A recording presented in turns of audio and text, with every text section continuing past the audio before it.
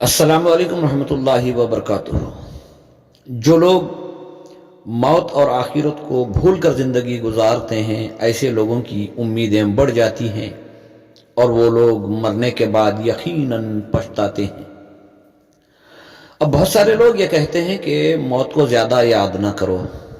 میرے پیارے نبی صلی اللہ علیہ وسلم کا فرمان ہے، خود حضور اکرم صلی اللہ علیہ وسلم دن میں 70 سے 100 مرتبہ موت کو یاد کرتے اور اس کے ساتھ استغفار کرتے۔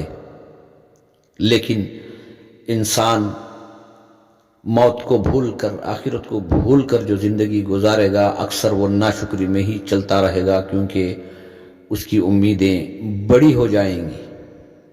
یاد رکھو، جو ملا ہے وہ موقع بہت قیمتی ہے، اس کا فائدہ اٹھا لو۔